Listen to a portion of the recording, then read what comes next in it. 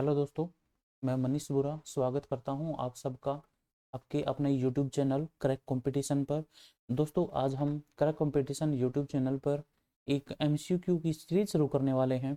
और ये एमसीक्यू की सीरीज जो होगी ये फिजिक्स, केमिस्ट्री एंड बायोलॉजी तीनों सब्जेक्ट के क्वेश्चन की होगी। यानी हम इन तीनों सब्जेक्ट के अच्छे क्वेश्चन उठा के लेने वाले हैं इसमें, इस सीरीज में दोस्तों। और आज इस सीरीज की हमारी पहली क्लास है। और पहली क्लास का दोस्तों हमारा पहला क्वेश्चन है कि जो स्टील होता है इसको जंग रोधी कौन बनाता है। जंग रोधी की जगह दोस्तों यहाँ पे आएगा हार्ड। यहाँ पे है हार्ड, ये होगा हार्ड, कठोर। कि जो स्टील होता है इसको जंग रोधी कौन बनाता है। स्टील को जंग रोधी कौन बनाएगा दोस्तों। देखिए, सबसे पहले तो अगर हम बात करें, जो आयरन होगा, आयरन की क्वालिटी हम किस बेस पर बताएंगे। आयरन के अंदर दोस्तों जितना ज़्यादा कार्बन होगा ना वो उतनी ही लो क्वालिटी का आयरन होगा। और आयरन के अंदर जितना कम कार्बन होगा वो उतनी ही बेस्ट क्वालिटी होगी आयरन की दोस्तों। अब जो स्टील के अंदर जो कार्बन होगा, देखिए आयरन के अंदर जितना कार्बन होगा ना वो उतना ही ज़्यादा क्या होगा, हार्ड भी होगा दोस्तों। वो उतना ही ज़्यादा क्या होगा, कठोर होगा। इसी तरीके से अगर हम स्टील की बात करें, अगर यहाँ पे स्टील को कठोर कौन बनाएगा, तो इसका जो आंसर होगा दोस्तों वो होगा कार्बन। इसका जो करेक्ट आंसर है वो है कार्बन। कार्बन जो है स्टील को ये कठोर बनाता है, हार्ड। जितना ज़्यादा स्टील के अंदर कार्बन होगा दोस्तों उतना ही ज़्यादा जो स्टील होगा वो क्या होगा, हार्ड होगा ज़्यादा। बी ऑप्शन यहाँ पे सोडियम है दोस्तों। सोडियम एक सॉफ्ट मेटल होती है और इसको हम खुले में नहीं छोड़ सकते। इसको कैरोसिन ऑयल, मिट्टी के तेल में रखा जाता है दोस्तों। एक क्वेश्चन हमारे से पूछा जाता है कि most abundant metal in earth crust, भूपर्पटी पर सबसे ज्यादा पाई जाने वाली धातु कौन सी है दोस्तों। अगर सबसे ज्यादा पूछे तो फर्स्ट है, पहले नंबर पर आती है दोस्तों एल्यूमिनियम। अगर पूछे कि most abundant metal in earth crust, पृथ्वी पर सबसे ज्यादा पाई जाने वाली धातु, तो वो होगी एल्यूमिनियम। और भूपर्पटी यानी पृथ्वी की सबसे ऊपरी सतह जो है अर्थ क्रस्ट, उसके ऊपर सेकंड नंबर पर कौन सी पाई जाती है दोस्तों, वो होगी आयरन। ये आयरन जो है सेकंड मोस्ट अबंडेंट मेटल है दोस्तों। इसके बाद हमारा नेक्स्ट क्वेश्चन है कि जो पानी में हवा का बुलबुला किस तरीके से बिहेवियर करता है, किस तरीके से व्यवहार करता है। देखिए दोस्तों, अगर यहाँ पे हम बात करें कि जैसे हम किसी बोतल के अंदर पानी डाल देते हैं, पानी की भर दें उसको और ऊपर से उसका ढक्कन को कर दें बंद। जब उसको ऊपर से बंद करेंगे और बोतल को टेढ़ा किया जाएगा ना, तो उसमें एक बुलबुला सा बन जाता है। और वो बुलबुला पूछा गया कि किस तरह काम करता है, वो लेंस की तरह काम करेगा और किस मिरर की तरह काम करेगा। अगर लेंस की तरह काम करेगा तो कौन सा लेंस होगा, और मिरर की तरह काम करेगा तो कौन सा मिरर होगा दोस्तों। सबसे पहला ऑप्शन दिया है दोस्तों इसने कि उत्तल लेंस, कॉन्वेक्स लेंस की तरह, ये भी ठीक नहीं है। इसके बाद इसने दिया है कॉन्वेक्स मिरर, ये भी ठीक नहीं है दोस्तों। इसके बाद इसने दिया है डी ऑप्शन, इसमें है कनकेव मिरर, ये भी ठीक नहीं है दोस्तों, ये भी गलत है। सी ऑप्शन भी गलत है और ए ऑप्शन भी गलत है दोस्तों। बच गया कौन सा, बी ऑप्शन, ये करेक्ट आंसर होगा। तो जो पानी में हवा का जो बुलबुला होता है दोस्तों वो अवतल लेंस की तरह काम करता है। वो काम करता है अवतल लेंस, कनकेव लेंस की तरह। इसके बाद हमारा नेक्स्ट क्वेश्चन है दोस्तों, स्टील को जंग रोधी कौन बनाता है। यानी जो स्टील होता है दोस्तों वो रस्ट फ्री किसके कारण होता है। ये रस्ट फ्री किसके कारण है, जो स्टील है ये रस्ट फ्री यानी जंग रोधी किसके कारण है। देखिए दोस्तों, अगर स्टील के अंदर, अगर स्टील में कार्बन है तो स्टील क्या होगा, हार्ड होगा। ठीक है। अगर दोस्तों देखिए एल्यूमिनियम तो एक मेटल ही है, अलग धातु होती है, और ये most abundant metal in earth crust, अभी अभी हमने बताया है कि एल्यूमिनियम जो भू प्रॉपर्टी होती है पृथ्वी की ऊपरी सतह, इसके ऊपर सबसे ज्यादा पाई जाती है दोस्तों। सी ऑप्शन बच गया हमारे पास क्रोमियम। जो क्रोमियम होता है दोस्तों, अगर हम बात करें क्रोमियम, अगर हमारे से पूछे कि स्टील को कठोर कौन बनाता है तो हमारा आंसर हो जाएगा कार्बन। अगर हमारे से पूछे कि जो स्टील होता है वो रस्ट फ्री किसके कारण होता है, जंग रोधी किसके कारण होता है, तो उसका करेक्ट आंसर होगा दोस्तों क्रोमियम। उसका करेक्ट आंसर होगा क्रोमियम। इसके बाद हमारा नेक्स्ट क्वेश्चन है दोस्तों, अगर झरने से पानी गिरता है तो पत्थर से टकराने से पहले उसमें कौन सी ऊर्जा होगी? मान लीजिए दोस्तों हमारे पास ये कोई भी यहाँ पे झरना है और इस झरने से गिर रहा है भाई पानी, इस झरने से पानी गिर रहा है और यहाँ पर है कोई भी स्टोन, यहाँ पे कोई भी स्टोन है, यहाँ पे कोई भी पत्थर है। इसने ये बोला कि पानी पत्थर से नहीं टकराया है, पत्थर से टकराने से पहले इस पानी में कौन सी ऊर्जा होगी, ये पूछा है। देखिए दोस्तों सीधी सी बात, अगर हम बात करें, ए ऑप्शन इसने काइनेटिक एनर्जी दिया है, बी दिया है इसने हीट एनर्जी उष्मा ऊर्जा। तो सबसे पहले हम यही समझ लेते हैं, जैसे नॉर्मल सी बात है कि गतिज ऊर्जा कौन सी होगी, स्थितिज ऊर्जा कौन सी होगी दोस्तों, और उष्मा ऊर्जा कौन सी होगी। अगर नहर में पानी चल रहा है दोस्तों, क्या उस पानी की एनर्जी स्टोर है? नहीं है। तो जिस एनर्जी को अगर हम हमारी लैंग्वेज में बात करें तो उस एनर्जी को हम जब स्टोर नहीं कर पा रहे, वो एनर्जी होगी हमारे पास गतिज ऊर्जा, और जिस एनर्जी को हम स्टोर कर लें वो एनर्जी होगी स्थितिज ऊर्जा। यहाँ पे पानी पत्थर के ऊपर गिरा नहीं है, यानी पानी क्या है, गति में है। यहाँ पे जो पानी है दोस्तों वो गति में है, मोशन में है, पानी यहाँ पे है गति में है। पानी गति में है तो इसमें जो एनर्जी होगी वो काइनेटिक होगी। पानी अगर गति में है दोस्तों तो उसके अंदर होगी गतिज ऊर्जा, तो उसके अंदर होगी गतिज ऊर्जा दोस्तों।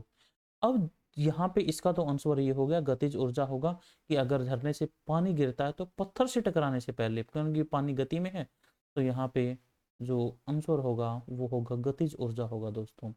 अगर देखिए पानी है, गति में है, गतिज ऊर्जा, जैसे ही पानी इस पत्थर से टकराएगा, जैसे ही पानी इस पत्थर से टकराएगा तो क्या होगा, फ्रिक्शन होगा दोस्तों, फ्रिक्शन होगा, यहाँ पे होगा घर्षण।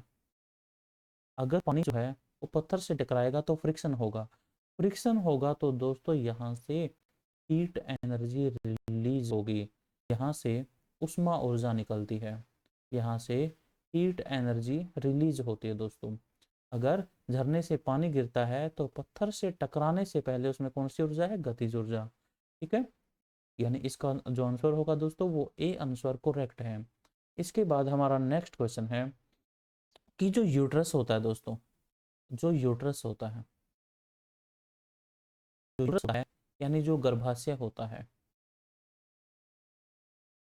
गर्भाशय है, गर्भाशय में फीटस एम्ब्रियो यानी जो भ्रूण होता है दोस्तों, उसको पोषक तत्व न्यूट्रिएंट देने वाले टिश्यू का नाम क्या है। देखिए जो दोस्तों अगर हम बात करें जो यूट्रस होता है, यानी जब बच्चा माँ के पेट में है हम उसको बोलते हैं फीटस या एम्ब्रियो बोलते हैं, हम भ्रूण बोलते हैं दोस्तों। तो जो भ्रूण होता है उसको न्यूट्रिएंट यानी पोषक तत्व किसके द्वारा मिलेंगे, ये इस क्वेश्चन में पूछा गया है।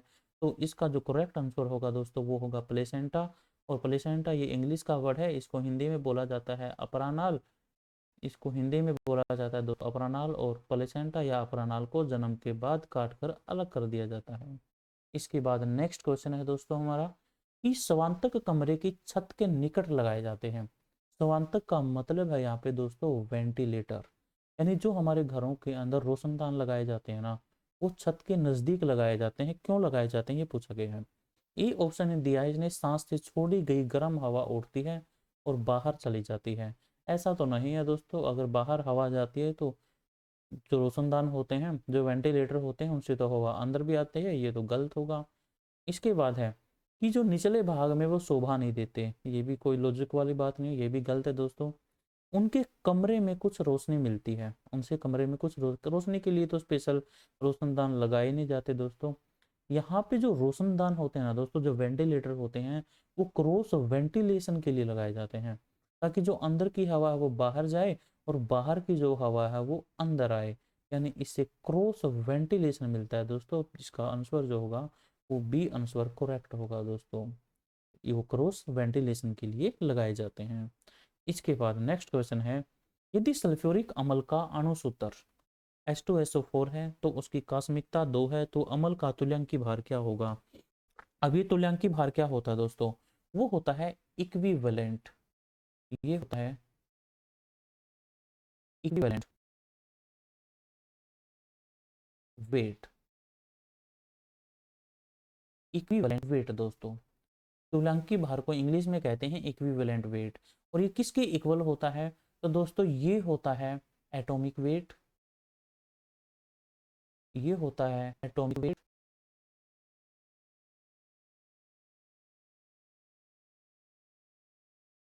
बाय वैलेंसी, संयोजकता, वैलेंसी, संयोजकता, वैलेंसी संयोजकता। तो जो सल्फ्यूरिक अम्ल की अगर हम बात करते हैं दोस्तों, यहाँ पे H2SO4 के बारे में पूछा है।